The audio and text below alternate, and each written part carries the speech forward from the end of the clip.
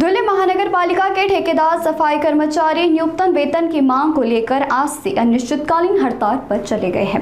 पिछले एक वर्ष से वेतन बढ़ोतरी की मांग कर रहे कर्मचारियों का आरोप है कि मनपा प्रशासन न तो उनकी शिकायतों पर ध्यान दे रहा है और न ही न्यायालय के आदेशों का पालन कर रहा है। धुले महानगर पालिका के ठेकेदार सफाई कर्मचारी न्यूनतम वेतन की मांग को लेकर आज से अनिश्चितकालीन हड़ताल पर चल रहे हैं। कर्मचारियों का आरोप है कि न्यायालय के आदेश के बावजूद उन्होंने वेतन नहीं दिया, बल्कि मनपा अधिकारी व ठेकेदार ने मिलकर उनका शोषण किया।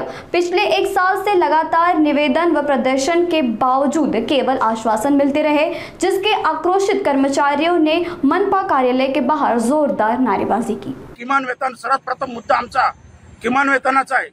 किमान वेतन म्हणजे अजून 2 वर्षापासून आम्हाला हे प्रशासन ठेकेदाराशी आत्महत्या करून आम्हाला आडे धरण्याचं काम करत आहे।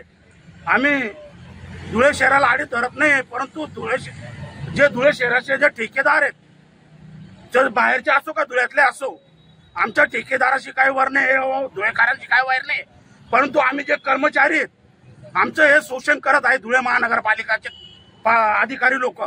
कारण 2 वर्षापासून आम्ही पाठपुरावा करत आहे, आमच्या पाठपुराव्याला काही यशच मिळत नाही। सतत आम्ही आयुक्त मॅडमला, कामगार अधिकारी मॅडमला, कलेक्टर मॅडमला, एसपी साहेबांना 2 वर्षापासून निवेदन देत आहोत, पण त्या निवेदनाला अजून काही यश येत नाहीये। तर त्या आम्हाला निकम साहेबांनी गेले 1/6/2025 रोजी आम्ही संप पुकारला होता।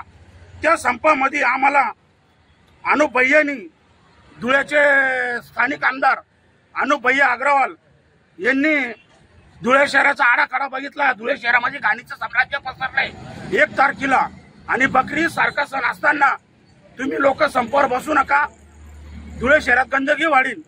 तर भैया साहेबांच्या शब्दावर आम्ही संप 3 तारखेला मागे घेतला, आणि भैया साहेबांनी आम्हाला शब्द दिला, तुम्हाला आम्ही 15 दिवसाच्या आत तुम्हाला किमान वेतन लावून देऊ।